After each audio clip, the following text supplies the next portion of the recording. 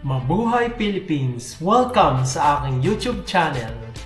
At ito na nga ang pinag-uusapang Miss Grand Philippines 2024. At ito na nga mga kamabuhay fans na pinag-uusapan na talaga daw tuloy na daw baga ang pagsali ni CJ Opiasa sa Miss Grand Philippines 2024 at usap-usapan na siya na daw baga ang pinili at maging representative natin sa Miss Grand International na gaganapin ngayong October. At syempre mga kamabuhay fans, si CJ Opiasa lang naman ang dating contestant ng Miss Universe Philippines 2023 na kalaban ni Michelle Marquez di Pilipinas. At sinasabi nila na kung si CJ Opiasa ang magiging representative natin sa Miss Grand International, siya na ba ang kauna-unahang makapag-uuwi ng Golden Crown ni Uncle Nawat?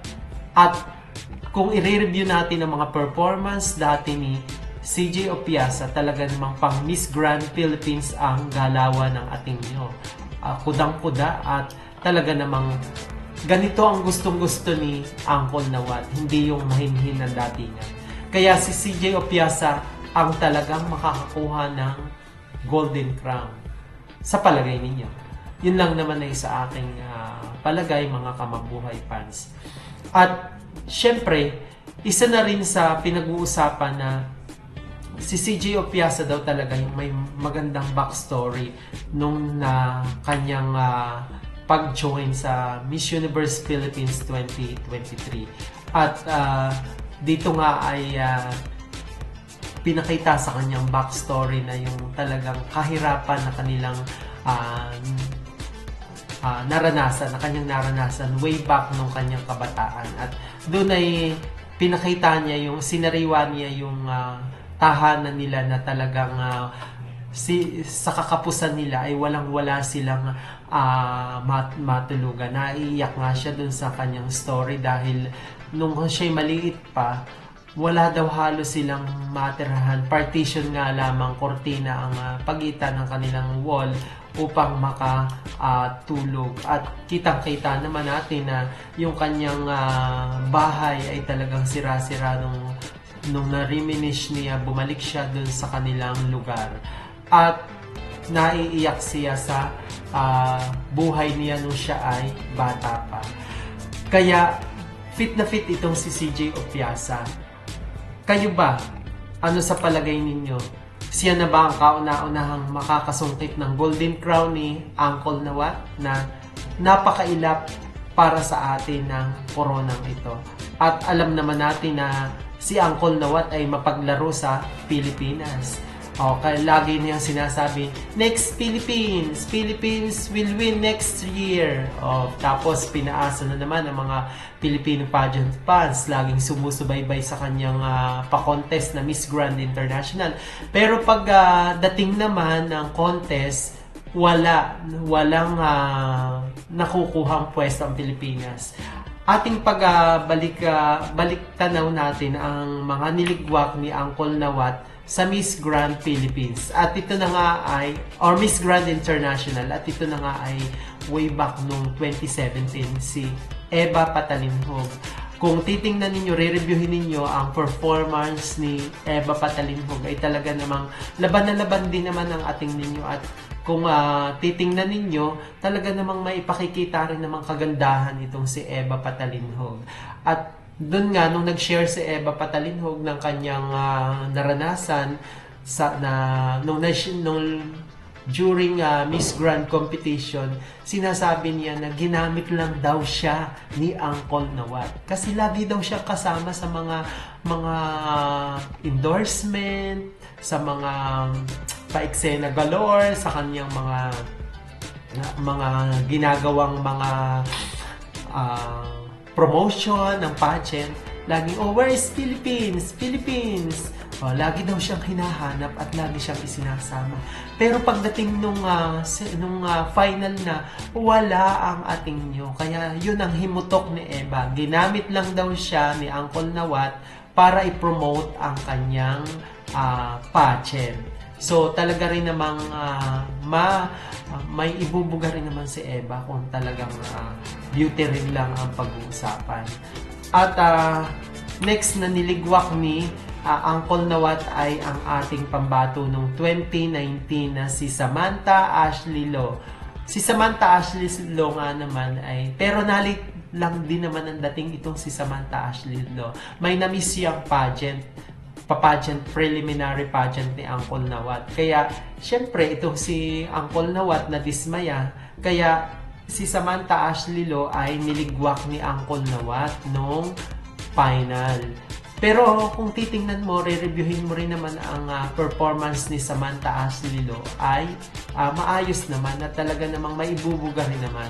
Kasi ang pasarela trainer niya ay si Kaloy, yung trainer ni Catriona Gray. At si Samantha Ashley Lo ay nag-compete sa Venezuela. Medyo na-delay nga lang yung flight niya kasi nagka-problem sa kanyang mga papers. Kaya yun, may na-miss siya na pageant ni Uncle, yung parang yung sashing ceremony. Wala dun si Samantha Ashley Lo. Kaya itong si Uncle Nawat, syempre, na-miss niya ang isa, kaya niligwak ang ating nyo. Dun sa final, wala na. At isa pa, malayo naman ang Venezuela. Kaya nagka-problem itong si Samantha Ashley Lo.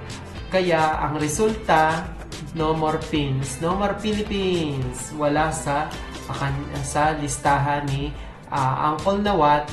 At nung tatawagin na ang mga finals ay wala ang ating ninyo. At talaga namang si Uncle Nawat ay sumama na naman ang image sa pins.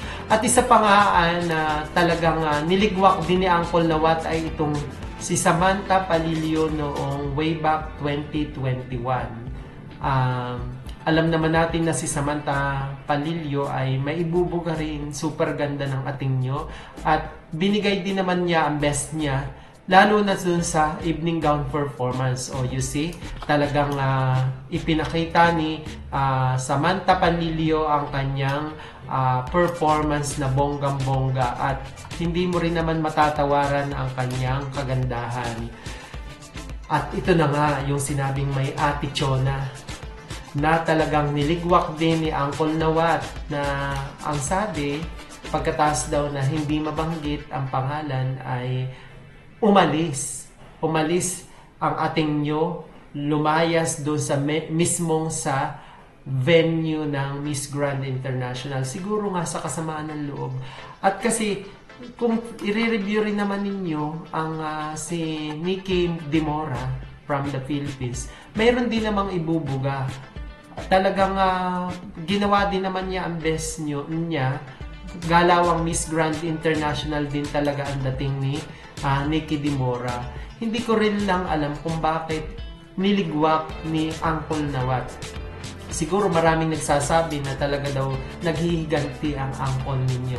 Way back nga nung si Uncle Nawat ay wala pang Miss Grand International na hawak, ay siya ang national director ng Miss Earth Thailand. At doon, lagi siyang pumupunta sa sa Pilipinas.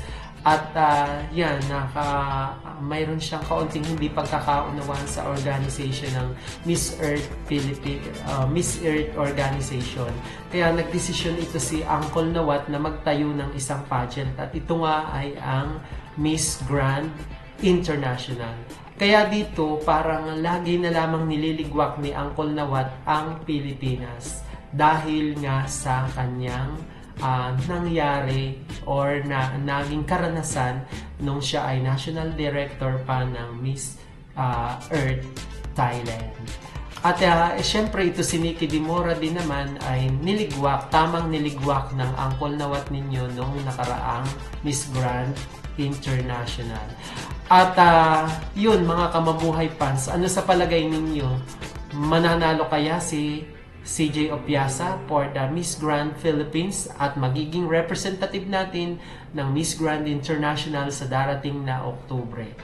At sa palagay ninyo, talagang pang Miss Grand Philippines ang galawan ng ating CJ Opyasan. Comment down below. So yun lang mga kamabuhay fans, at kung hindi ka pa nagsusubscribe ay huwag kakalimutang i-click ang subscribe button para tuloy-tuloy ang ating instruction, at huwag mo rin kalilimutang mag-likes at comments. Hanggang sa muli, paalam!